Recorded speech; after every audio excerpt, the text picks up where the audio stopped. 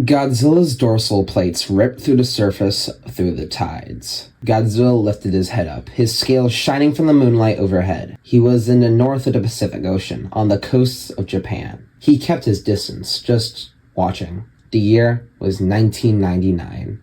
An insignificant year in terms of his lifespan, but an important one for his mindset. He watched as radiation polluted the sky from a nearby nuclear facility. It covered the beautiful sky, giving Godzilla memories of when he could see the stars millions of years ago. Godzilla was starving, knowing he could just go back to his lair, but that would take forever. With the radiation smelled, he could feed himself for years. But something else was driving him to claim that food source. Something other than just hunger. It was anger. Godzilla saw a nearby seagull begin to violently cough, then fall out of the sky. Godzilla let out a growl, looking back to see the nuclear facility pumping pollution into the atmosphere, making it spread like wildfire. Radiation was good for the Titans, but not for anything else. It was poison to any other living being. And humans, they were just spreading it. Godzilla snarled, but decided to leave to not see the sight anymore. But as Godzilla continued, he kept seeing death. Some bodies of fish were drifting to the depths of the ocean, and Godzilla found the source.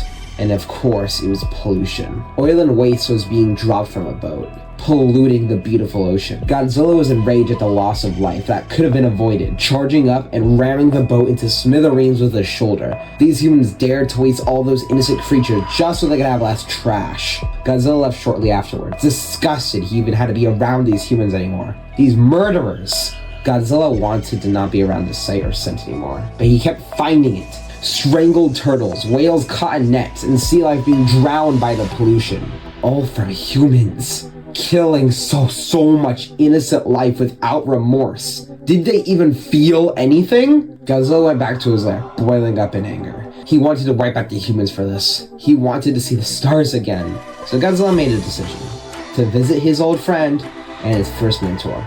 Godzilla arrived in China, finding the temple he sought. He managed to fit himself enough inside, along with damaging some of it, but he got in, point was, finding what he desired, Mothra. The egg before him began to birth itself, revealing her larva form because of his radiation triggering her. Godzilla watched as Mothra brightened up when seeing Godzilla. Goji, Masura, what brings you here? I do not sense a disturbance. There is none. I seek counsel with you.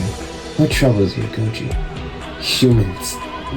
They are destroying everything, killing everything. Oh, Goji.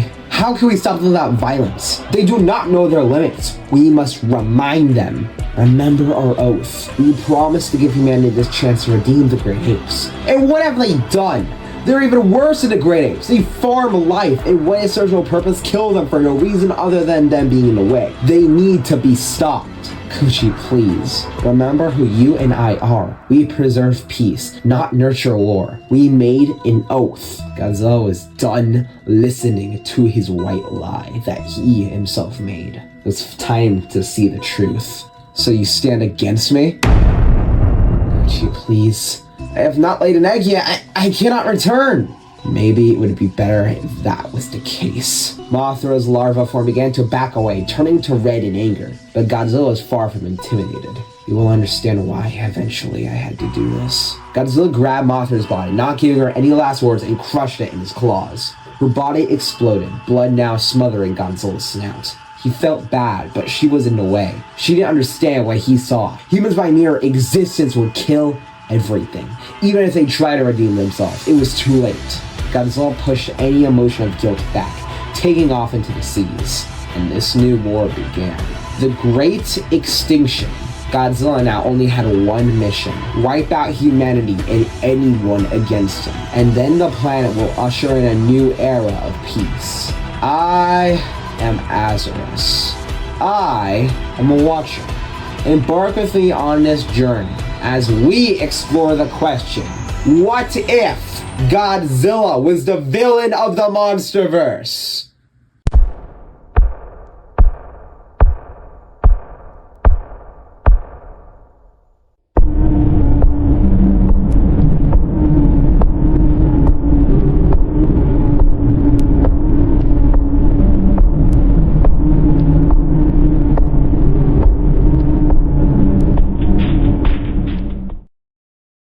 Hello everyone, everyone. Before we begin with Chapter 1, I just want to thank you all for watching so far, and just in case you haven't, be sure to like and subscribe to this video, comment down below what you think when you get to the end of this, and if, well, I already said subscribe, I don't know what else to say. But point is, please go watch our What Ifs 2. By the way, enough of my fourth wall breaking, or fifth wall.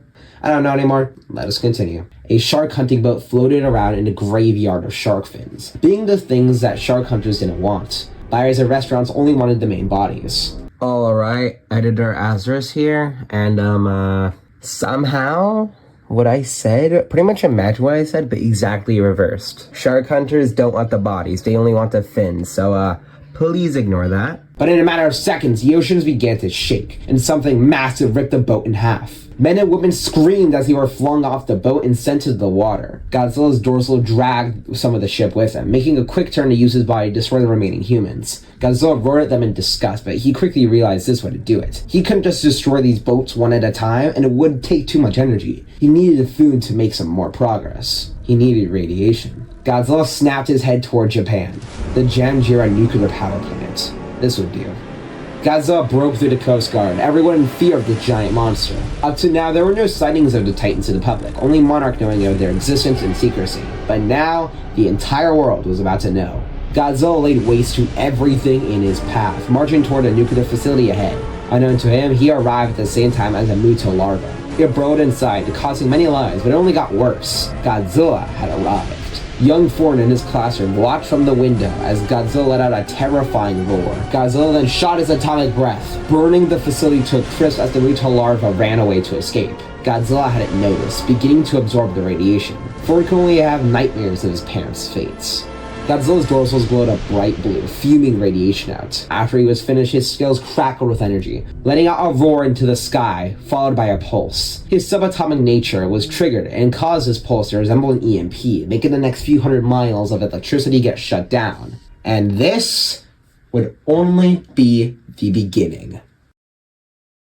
2014. Ford Brody walked out of a plane wearing military gear. Usually, he'd be quitting right now, but instead of retiring, he was just getting started. Monarch had begun the Anti-Godzilla Task Force, a unit designated to find ways to take Godzilla down. Ever since 1999, Godzilla wiped out Japan and moved on to the rest of Asia, killing Yamata no Orochi in the process who tried to defend his territory. The entire continent isn't safe, so Monarch has been trying everything to kill him. Introducing G-Force, a team and organization that's a mix of Monarch and the United Nations. Ford was chosen as one of the first soldiers, having dedicated his life to hunting Godzilla down until the tyrant met his end.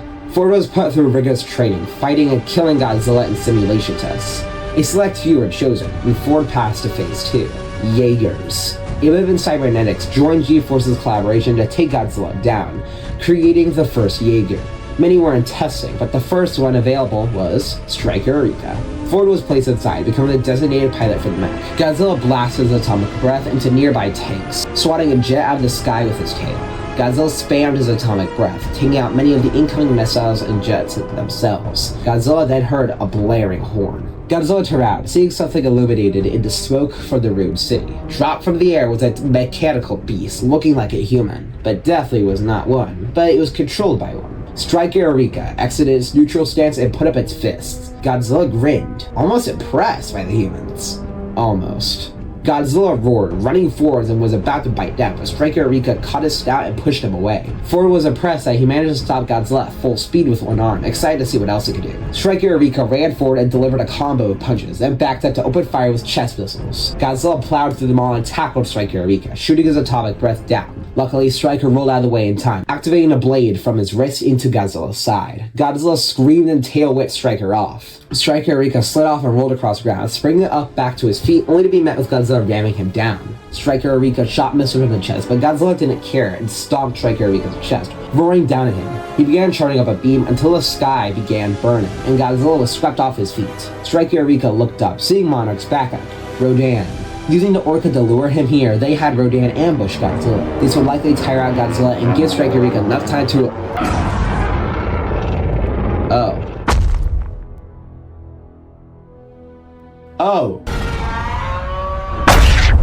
Oh no. Rodan's lifeless body fell to the ground, ripped apart. Godzilla kicked him aside, unimpressed and disgusted.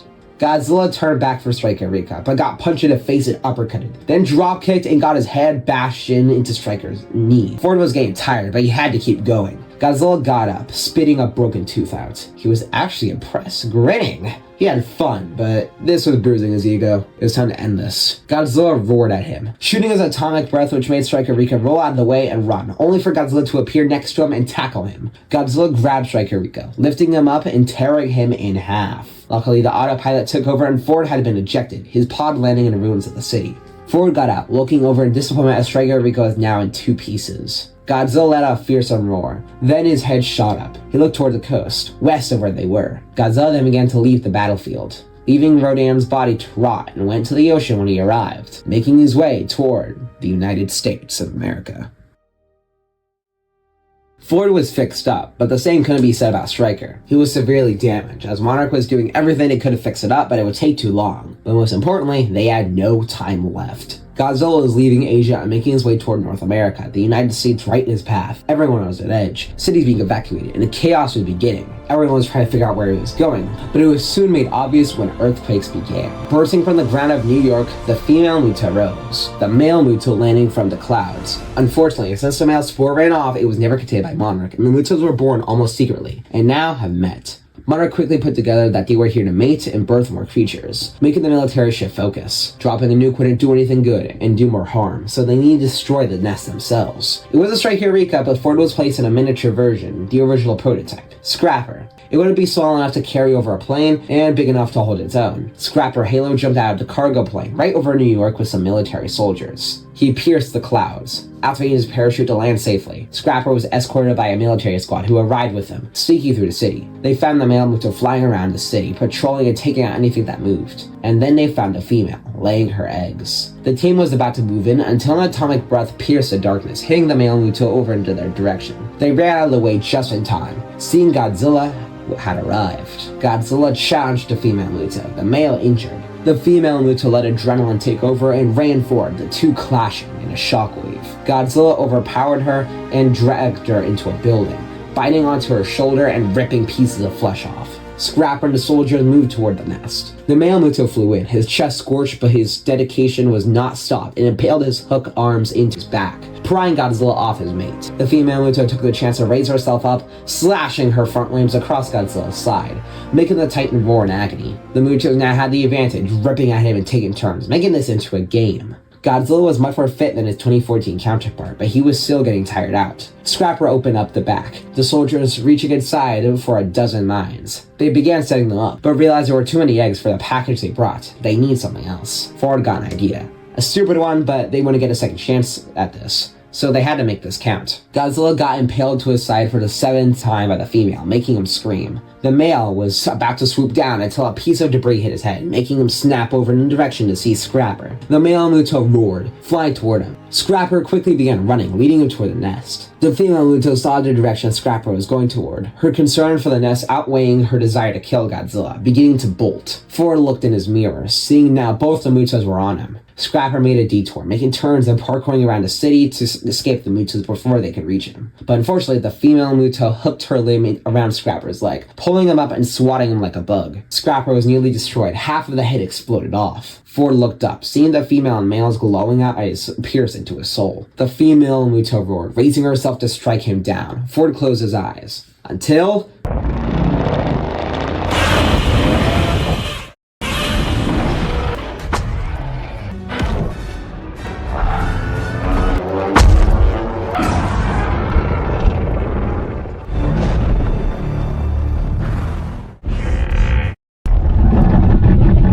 The female Muto got up just in time to see her mate die. The female practically screamed, building up some momentum and charging for Godzilla. Godzilla put up his arms, getting knocked back by the enraged female.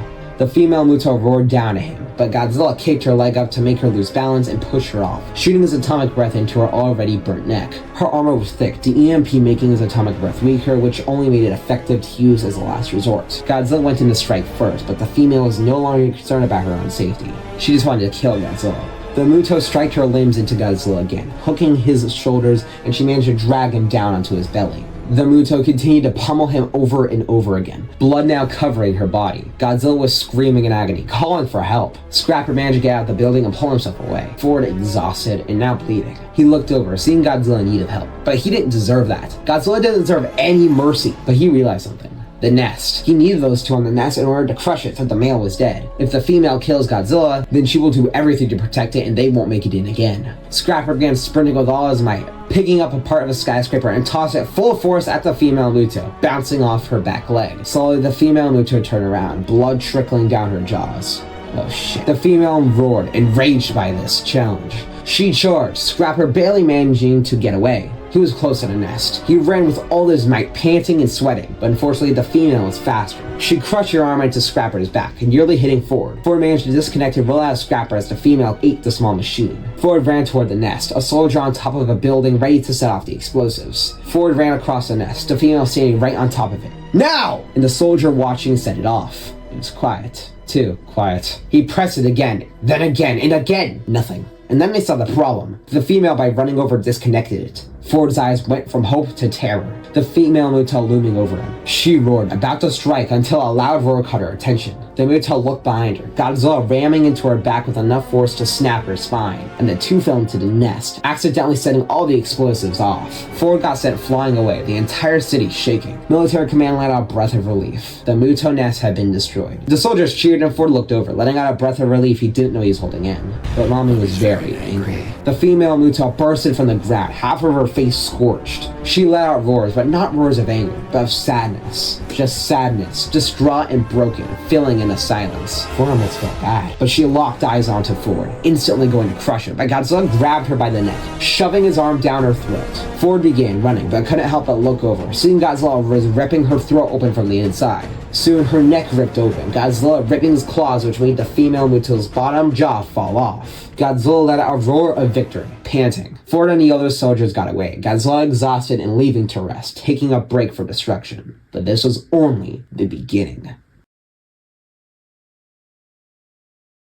Seeing that Godzilla had nearly lost a battle against the Mutos, the military has taken this into account. Teamwork. That's what they needed. A situation where Godzilla has to focus on multiple opponents at the same time. Godzilla had been spawned in months, showing how just close to death he was. They need to exploit this. Striker Rico was getting remated to his Mark II state, getting some new and stronger weapons, but it wasn't ready yet. Ford was disappointed, but he had to sit out on this one. Monarch was studying the Titans they had found, the military currently searching for even more. They were looking for anything to kill Godzilla, so any Titan would be useful. Mark and Emma Russell were currently working on an old school project, being the Orca, in hopes of allying other Titans to their cause. But time wasn't on their side. The death of the Mutos, the Muto Prime has awakened, laying waste to nuclear facilities everywhere she went. Godzilla finished up draining a nuclear facility he was saving in China, sensing the Prime. Godzilla was furious, remembering Dagon. Godzilla made his way forward, charging through anything in his path. As Godzilla was about to arrive, a fleet of jets emerged from the clouds, opening fire and hiding back into the clouds. Godzilla was distracted. Emma had figured out about the Muto Prime's origin and her purpose, to restart the Muto life cycle. But despite the threat, the plan was to help her. Serizawa himself explained the plan to the military. They would lure Godzilla and the Muto Prime into a battle when the Muto Prime has enough advantage in radiation levels, and hope the Muto Prime injects the spores. After that, the Prime would retreat and they'd kill her off afterwards, then destroy the spores after Godzilla dies. The plan was in motion. After about a week, the Muto Prime was done running, going after Godzilla. Godzilla was fighting a jet of fleets and warships. Ah yes, Azarus. Ah yes. A jet of fleets. You guys are gonna turn this to a meme, aren't you? Nah! Knocking them out of the sky and plowing through them, charging for the Prime's location, Rotterdam, the Netherlands. The Prime was waiting for him. Godzilla's dorsals emerged from the sea, letting out a fearsome roar. The Muto Prime roared back, and the two entered a clash. Godzilla managed to barely overpower him, but the Prime punched him down and grabbed his tail, chucking him onto land. Godzilla got back up and shot his atomic breath, but the Prime burrowed under just in time to dodge. The Muto Prime emerged back and punched her claws into the ground as hard as possible, causing the ground to spike out and knock Godzilla away. The Muto Prime ran for Godzilla, grabbing his neck and throwing him like a ragdoll. Godzilla tail-whipped her leg to knock him down, then slipped out of her grasp and bit onto her neck, holding it tightly. The Muto Prime managed to pull him off, punching him across the face and slashing his neck. Godzilla and the Muto Prime stood apart from each other, both panting, but Godzilla was more injured. He was going to lose. With distance in between them, Godzilla charged up his beam and was ready to fire. But the Muta Prime used her sonic roar first. With his dorsals currently holding a bunch of energy, they didn't just shatter, but they exploded like a nuke, making Godzilla's atomic energy get pulsed out instead of a beam, hurting himself. Godzilla roared in pain, the Muta Prime digging underground to avoid a rapid-fire amount of pulses. It was like watching a computer lag, replaying the exact same moment several times until it finally stabilized. Godzilla had blood gushing out of his back, being a bloody mess with barely any radiation left. He would die before he could find something. He then looked up, seeing the Muta Prime approaching. She allowed her ovipositors, ready to inject them. Godzilla began to run, but he tripped and resorted to crawling, trying to get to the water. The Prime caught his head, pinning him down. With a laugh, she exposed the ovipositors. Godzilla closed his eyes, hoping that anything would save him. About now, you'd expect him to get magically saved. Well, sorry, when you're a villain, you don't have plot armor. So to disappoint, he loses. The Muta Prime retracted her ovipositors, letting out a roar of victory.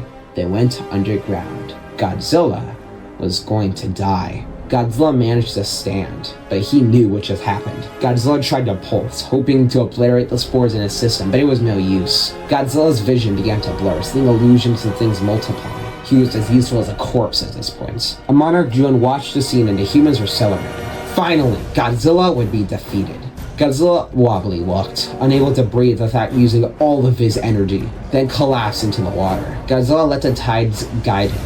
Godzilla, after hours, crashed into his lair, coughing out blood, eventually barfing out some of his own body parts. Godzilla looked down, seeing his stomach was already beginning to pulse. Heartbeats. Godzilla couldn't die like this. He won't die like this. Godzilla stood up, refusing to go down. Godzilla looked around, seeing the skeleton of Anguirus. Godzilla had an idea. This would disgrace his ally's name, but it didn't matter. It didn't matter what happened to any Titan. Godzilla needed to live. Godzilla crawled over, grabbing Anguirus' skull, prying it off from the rest of the skeleton, having his eyes on the spikes that formed a crown. He then began to saw into his own body, ripping himself open to take out the spores. Godzilla put it down to take a break, seeing he had carved deep enough for his own claws to fit. This would be disgraceful. A Gojira would accept death with honor, but Godzilla had forgotten the concept of it years ago. Godzilla reached into his own stomach, shuddering at the pain. And, because I don't want this video to get taken down, after a very gory amount of time, Godzilla reached inside and grabbed the second spore, dropping it onto the ground with the first one. Godzilla looked down again, seeing he did it. The spores were gone. Godzilla then collapsed, flattening the spores. He needed to just take a nap. A really, really long nap. Then those humans would pay.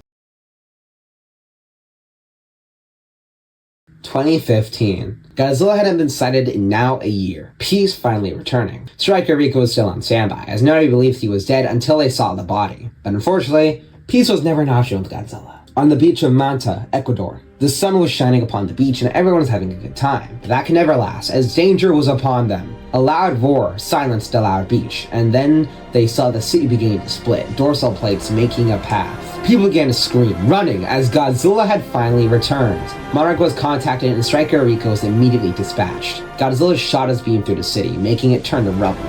Godzilla had changed. He looked different and was acting differently. Instead of rampaging through the city as he usually does, he was only using his beam, staying in the water at range. He had grown new dorsals, having many more because of his entire back getting ripped open, along with a scar across his ribcage where the spores used to be. Monarch's scanners detected the spores were gone, realizing Godzilla had somehow destroyed them. Godzilla looked up, seeing Striker Rico approaching with helicopters. Godzilla hissed, but instead of getting ready to fight, he backed away?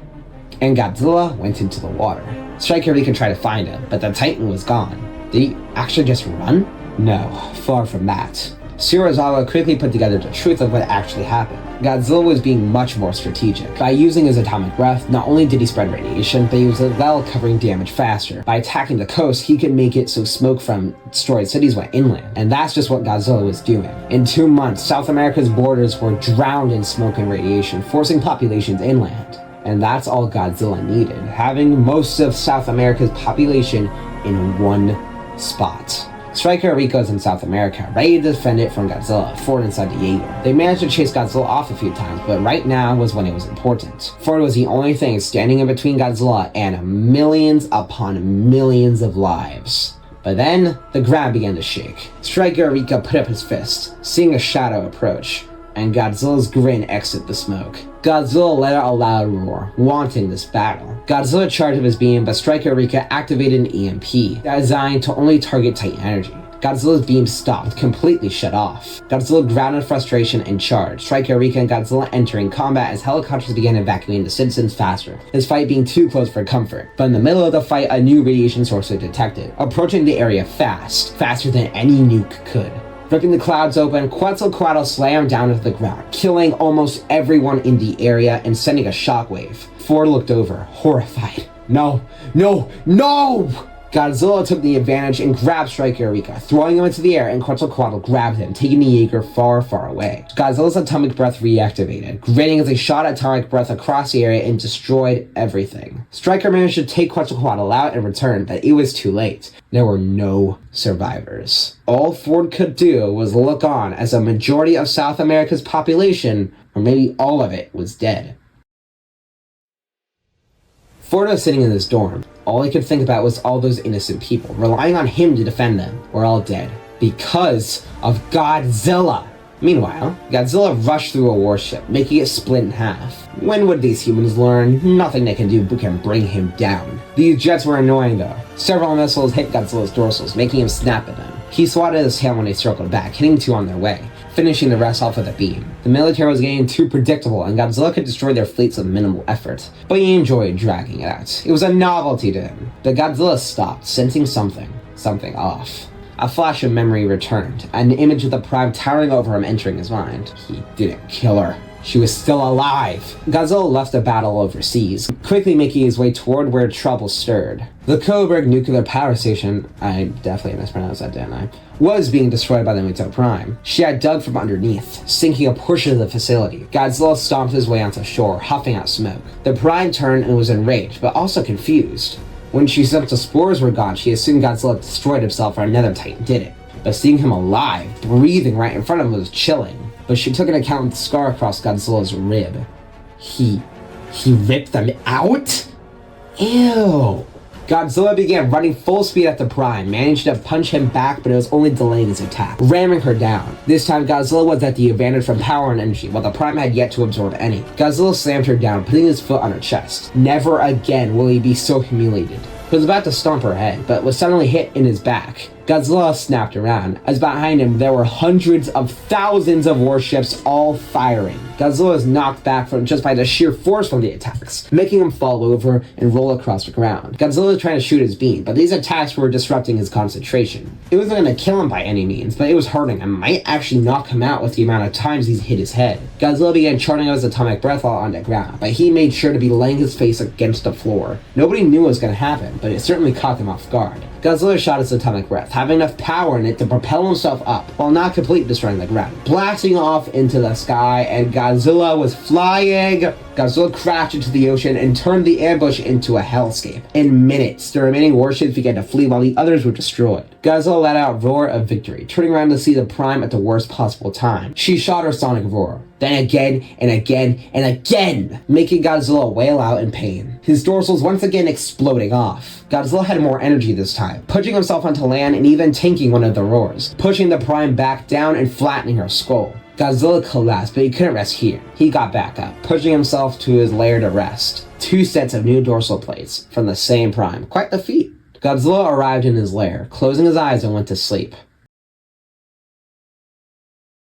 With the threat of Godzilla lurking, Ford was training every day, always in battle simulations against Godzilla. He had killed him thousands upon thousands of times, but in reality, Godzilla always did something out of nowhere to counter. It's 2019, marking Ford's time on the G-Force program to be 5 years since 2015. But he wasn't happy. In fact, he was mad that he's had 2 chances to kill Godzilla and keeps failing. He needed to be better. Every day Ford messes up, he could be saving millions of lives. But Godzilla had nowhere near the same mindset. Godzilla had returned a month ago, having newer and flashier dorsal plates. He was terrorizing the east coast of the states, coming around to burn some of the coastal cities, then release floods. The most annoying part about this, it was taking too long, and this would take him years. But then he froze mid-attack. He said something again, a new threat. No, a familiar threat. In Antarctica, Monarch decided to follow Alan Jones' plan after he offered his idea. They needed an apex predator, a titan that could rival Godzilla. And so, they awakened Monster Zero, or better known as King Ghidorah. When they got everything they needed with the Orca and Ghidorah, the Golden Hydra was awakened. Ghidorah looked down at the humans who watched, turning up his gravity beams, until a shock went through all 3 heads, making them all scream. Using the Orca, the humans explained they implanted a chip into the Hydra's brains and other nerves in the body to disrupt Ghidorah's telepathic properties, and as well cause him immense pain.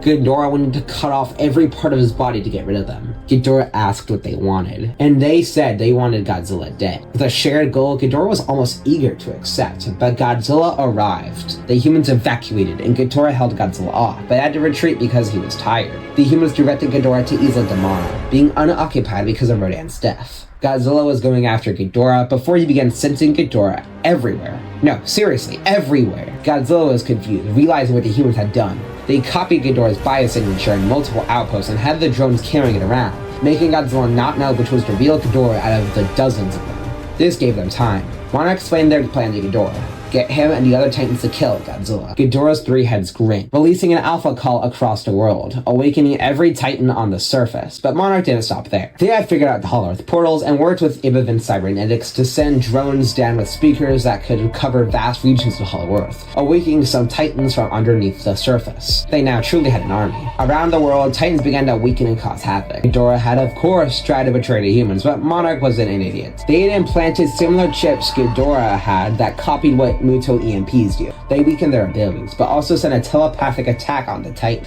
Ghidorah was enraged, and now the Titans were just in the same exact position as Ghidorah, but there was nothing he could do about it. The plan continued as Godzilla began to take the numbers down, killing Leviathan, Bunyip, and Sekhmet, but there were still too many Titans to deal with. The Titans all met in the Arctic, where the battle would ensue. Godzilla arrived, huffing out white smoke. The Titan army stood before him, and Godzilla slammed his tail, flashing his dorsal plate. Some of the Titans here would bow to Godzilla, but these humans had the prison. But Monarch hadn't thought of everything. Since Monarch didn't have outposts in the Hollow Earth for their Titans, they didn't have brain chips. The Hollow Earth Titans siding with Godzilla. It was not an army versus an army. King versus king. This wasn't going to be pretty. Godzilla clashed with Ghidorah himself, but the Hollow Earth Titans battled Ghidorah's army. Kronos and Methuselah traded blows, while Gorosaurus and Titanosaurus teamed up on Scylla and the Queen Muto. Godzilla's side began to win with their numbers, but something he didn't anticipate arrived. Striker Rika with Ford at the wheel again. Godzilla was tired of seeing him. Striker charged for Godzilla, working with Ghidorah to cut him up and overwhelm him, tiring him out and causing him to lose radiation. Striker Rika saw around him that the Titan army began to fall, some deciding to retreat. Monarch Command told Striker Rika to initiate Order 66. Striker Rika releasing a syringe from his hand, then injected it into Ghidorah. After injecting it all, the Titans remaining were given the order to retreat, Striker Rika running away. Godzilla and his Titan army began to crush Ghidorah, until Ghidorah began to glow a bright blue color. Godzilla's eyes went wide before the entire area exploded, causing Godzilla to fall into the ocean. Godzilla crawled himself back up, seeing blue lightning strike everywhere, and the storm intensified. Ghidorah landed, currently being fueled off Hollow Earth energy, given by Monarch. He was now Kaiser Ghidorah. Ghidorah roared down at Godzilla, then bit down onto him. Godzilla felt his shoulders snap like twigs, and got thrown miles away. Ghidorah was right behind him, holding Godzilla down and began to suffocate. Godzilla couldn't brute force his way out. He needed to use his smarts. Godzilla shot his atomic breath down into the ice, causing a chain reaction of the nearby ice to fall. He and Ghidorah fell down into the waters. The rest was obvious. While Kaiser was immensely powerful, he can't fight in the water. It was a long battle that lasted for hours, but in the end, when Monarch drones went to investigate, they saw one of Ghidorah's heads drifting away in the water. They had sacrificed everything to amp Ghidorah up, taking a continent's worth of electricity to power him up and using the Hollow Earth core, and Godzilla killed him. Godzilla had left the scene ages ago, and Monarch was now low on Titans. But unfortunately, they've made a grave mistake. Godzilla grabbed one of Ghidorah's heads, growling and crushing it in his claws. But out of it came energy. Pure, clear, and powerful blue energy from the Hollow Earth. What if he... Sorry, I had to activate my inner villager. Godzilla used his atomic absorption to take it in and then swam off, having a plan. After Monarch was done collecting the bodies, he entered a glacier and collected his eyes. They wouldn't ever have a chance now, as whatever they did, it just made them stronger, especially with this. Kong was deployed against Godzilla, but there was a problem. They couldn't find him. They severely doubted Ghidorah managed to actually kill him from how brutal Ghidorah's body was torn apart. They could only fear what he was doing now. And for the other Titans, they were put in Monarch outposts and fed radiation to keep them alive and healthy until they would be needed to bring Godzilla down again. But they were low on numbers. And one day, on a journey to the Hollow Earth, the team found something. the Iwi. Meanwhile, Mechagodzilla is being developed by Apex Cybernetics, supervised by UN personnel. Mechagodzilla was designed with Ghidorah's heads remaining, 2 used inside the mech and outside to establish a link between them. Mechagodzilla was a work of art in Walter's eyes, a way to establish humanity as the apex predator again, which they were, but this wasn't going to last long. In the facility, radiation signatures began spiking, alarms going off. All the other Titans were still in containment, so it wasn't them, it was, oh no. Kong was sent out to Hong Kong to stop him, but he had arrived, breaking through a bridge and torching the city with a beam. Kong wiped smoke out of his face, lying eyes on Godzilla. What the hell happened to him?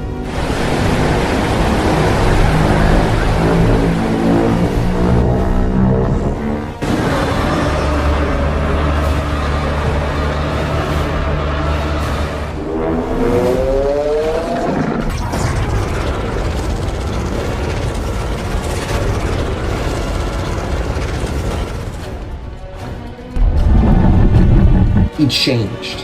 It was bigger, glowing bright, a set of spikes around his tail, bigger arms and more athletic legs. It was Godzilla, but evolved into Supreme Godzilla, flashing his dorsal plates red. Godzilla marched onto shore, shooting his beam at Kong. He managed to roll out of the way, but the beam was catching up and melting the nearby buildings. Godzilla was hit with a miniaturized nuke, getting knocked back. He looked over, laying eyes on Striker Rika. Godzilla rolled his eyes, tired of this Jaeger. Striker Rika and Kong nodded to each other, but then the mountain of Hong Kong broke open as Mechagodzilla was released. Striker Rika, Kong, and Mechagodzilla. This would be interesting.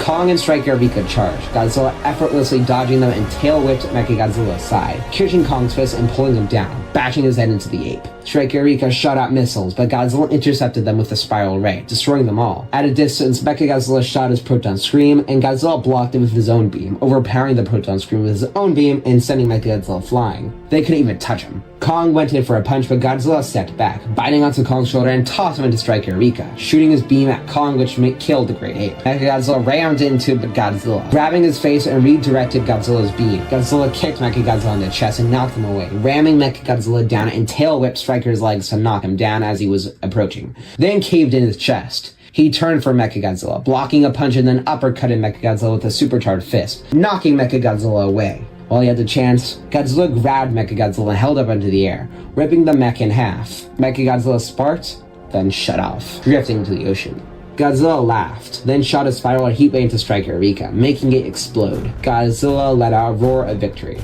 But then he saw something approaching in the air. Godzilla didn't realize what it was until it hit.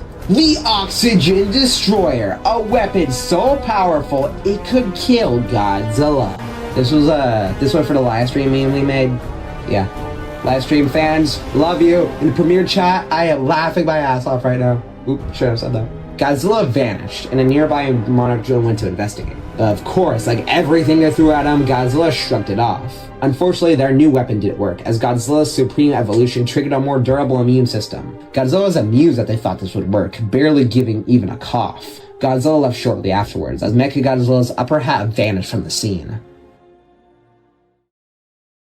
Gia had successfully summoned the Mothra Prime, despite the Iwi's prophecies telling a different story. The Golden Angel emerges, smiling down at Gia, but gets a memory of the last Masura, and how she died to Godzilla. Gia gives even more information, realizing Godzilla has been terrorizing the surface for nearly 30 years. Mothra Prime, despite being one of the most angelic titans, even felt anger herself, knowing she had to stop him. Her first idea was to form an army of titans, but this idea was quickly shut down. Godzilla had been going on a rampage, attacking outpost after outpost, killing titan after titan, absorbing their DNA and radiation. He specifically chose Behemoth and Tiamat for the regeneration, Behemoth's bulk and Tiamat's flexibility. All of the surface titans were gone. Mothra Prime sensed it, feeling all of their energy in Godzilla. Mothra Prime sighed, knowing what she ought to do. Boot, one of the Great Apes, was slammed into the ground by another Great Ape, a Red Stripe, but before he could be given further torture, a loud angelic call caught their attentions. Mothra Prime had reached Scar King's prison with human military following. The Scar King quickly arrived to see the angelic titan. He recognized her, knowing she was an ally of Godzilla, but wanted to see what she had to say, as she wasn't attacking. Mothra offered a deal. Scar King listened carefully to the Queen. If the Scar King helped Mothra kill Godzilla, he had the surface all to himself and would rule all over the Titans.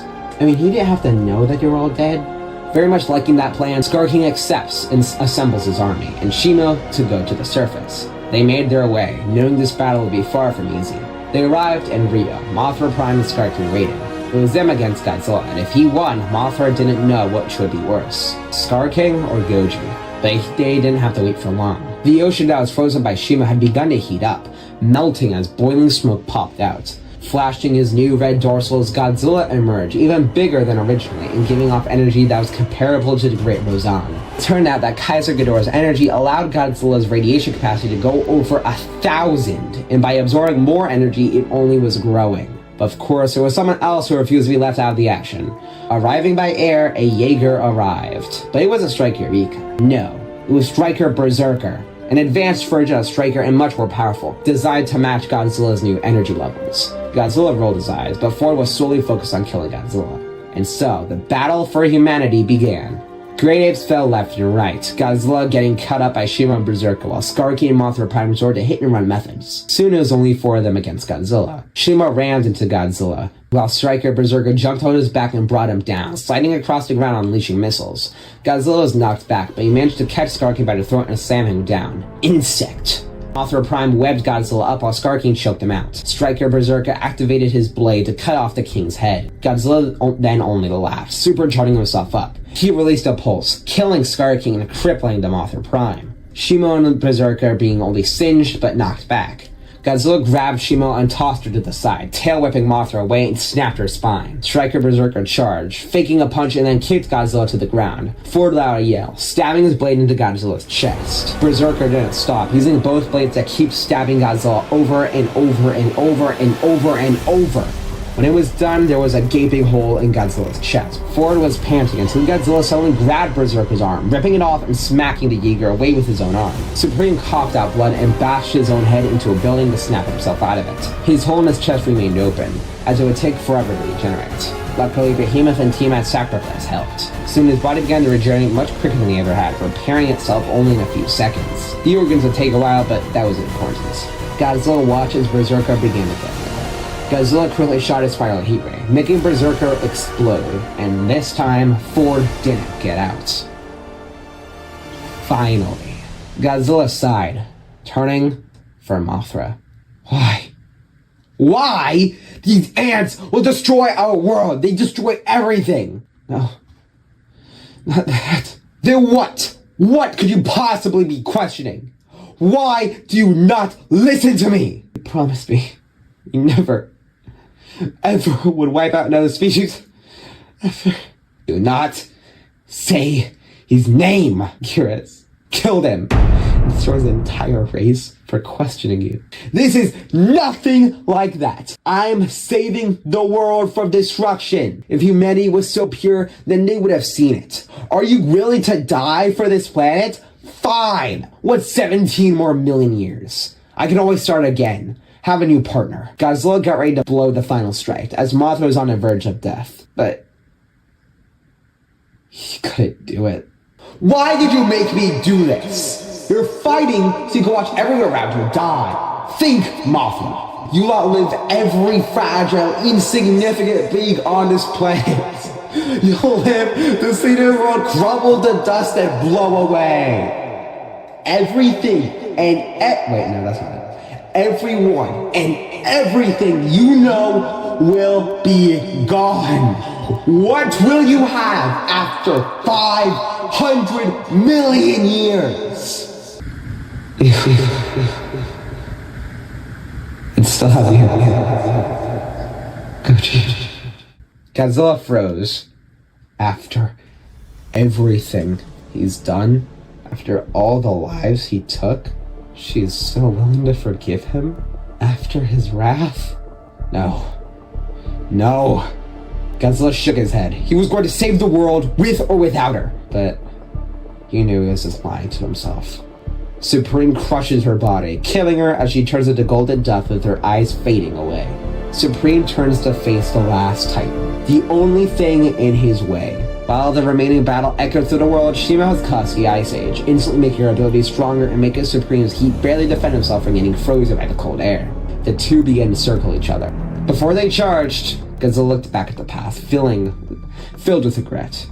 He couldn't get over Mothra Prime's face. It wasn't of rage or sadness or revenge, it was just disappointment. Shimo stood her ground, roaring at him as Supreme responded, slamming into each other. Supreme kicked her chest in, causing her to roll over. Shimo sank her teeth into Supreme's arm, lifting him up and throwing him into a nearby set of buildings. Supreme got up, shaking his head, about to go back in, only for the frostbite cannon to be shot at him as he is practically frozen. Luckily, Supreme still has plenty of energy left, pulsing himself free. But just as he is freed, Shimo slams her body into him, knocking him down to his back, and now Shimo's standing over him. They're both instantly shot their beams, point blank, causing a massive explosion that sent them both flying away from each other. Supreme got up, but before he could unleash another beam, out of nowhere, a red laser with golden electricity shot him, sending him flying away, shocking his nerves. Supreme and Shimo both looked, seeing an abomination of machine and life. So, you're probably wondering, why'd I have to describe that Mechagodzilla's upper half vanished? Mechagodzilla's upper half had arrived, having sewn himself together with parts of Titan corpses, using the electrical wires to wrap around body parts, and using Ghidorah's telepathic ability to control the body parts correctly. He took Imokalemembe's limbs as a means to stand, taking Typhon's wings to provide a means of a shield, using Nakika's tentacle limbs to fuel himself with power and give him an extra set of weaponry, using the reins of Methuselah to provide some of his back and tail, along with some of Striker Rika's body to mix with the already mechanical body. Kevin, or San, was in full control. Supreme was disgusted and enraged by the sight of Mechagodzilla, roaring as he charged forward. Mechagodzilla roared back, both running at full speed. Mechagodzilla won the clash, using Nakika's tentacles to spread out Supreme's arms and absorbing some of the energy, sending it back tenfold as an attack, shocking Supreme's insides. He released a pulse of energy and managed to free himself from Mechagodzilla's grasp, shooting a barrage of missiles that knocked Supreme away. Shima had rejoined the battle, using her massive claws to pin his backbone, dragging him across the ground. Supreme tried to free himself desperately, slashing his tail at her legs and underbelly, but she managed to endure the pain as Mechagodzilla raised his foot, using all the energy he had absorbed to crush it into the Supreme's skull, sending a massive explosion. Shimo and Mechagodzilla backed away, looking at Supreme's still body. They won! The smoke cleared.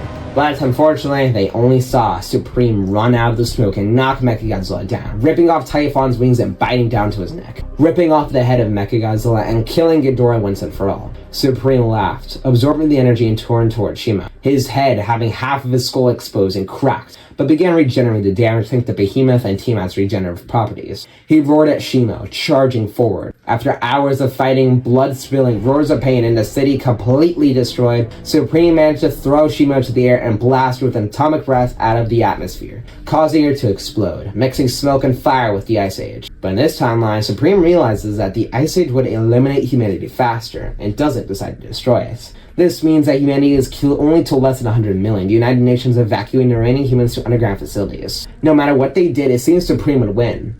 But then they learned that one Titan was alive, hiding. Lahamu. After her mother was killed in the ice caps, Lahamu escaped to the Hollow Earth, and now they have her. Together, Monarch's able to create a new orca that establishes much better communication, offers Lahamu a chance to kill Godzilla, who quickly accepts. The months of being terrified, alone, not being able to have her mother's care, forced Lahamu to someone that wanted Godzilla to suffer fates worse than death tenfold. With their combined technology, the United Nations managed to manipulate Lahamu's genetic code to enhance her growth 100-fold into a fully grown specimen. And because of the evolved genome already being in her body, and giving her some of Shimu's DNA they managed to grab, Lahamu now has the power to combat Supreme's ability. It took away Lahamu's childhood, but she couldn't care less. Godzilla dying would be more than enough to satisfy all her needs. Lahamu was unleashed, causing massive floods to the remaining land left, catching Supreme's attention. The two quickly locate each other, Supreme ready for the final grand battle. This is it. This is actually the final battle in this video, I swear. Whoever wins this takes the planet. It all depends on Lahamu. May fate guide them. The two clash, Lahamu causing nearby water to freeze. With her hydrokinesis and cryokinesis, she combined their abilities to make certain parts of the water turn to ice and manipulate it. She tried to freeze the water Supreme was taken in, but his heat causes the ice to melt first. The two throw each other around in the water. Supreme's atomic breath frozen by Lahamu before it can make contact. Supreme began to swim around in order to grab her, but Lahamu was overpowering him and sending frozen bits of ice directly into his body as sharp objects that severely damaged him. Supreme plowed through it and rammed Lahamu, kicking her in the snout and slashing her face, making her bleed out. She retaliated and tail whipped Supreme across the face twice, then bit down to his neck and dragged him deeper into the depths. Supreme got himself free and grabbed her neck, trying to choke her out, but she refused to die now. After everything Supreme's taken, Lahamu let out a pulse of ice, freezing them both in place. Supreme pulls himself free, shaking it off, but he got a brain freeze, starting to feel almost high from the cold. Supreme has existed for millions of years, killing conquerors and wiped out entire races. And he was not going to lose to like a 4-year-old. Eventually, Supreme is on his last breath, and Lahamu is growing in power. He supercharges himself and decides to get physical, hoping to burn Lahamu to a crisp, but Lahamu uses a frostbite cannon for Shima's DNA that nearly freezes Supreme. Now, knowing she can freeze him, decides that he needs to kill her before Lahamu can get injured. He quickly begins sitting around Lahamu, struggling to keep up, and she begins charging with a blast. Supreme takes a chance to attack from behind and release a nuclear pulse, but Lahamu manages to shoot her frostbite cannon at the exact same second, causing a massive explosion with their combined powers, causing hundreds of kilometers of ice to explode and turn into frozen spikes that can be even seen from space.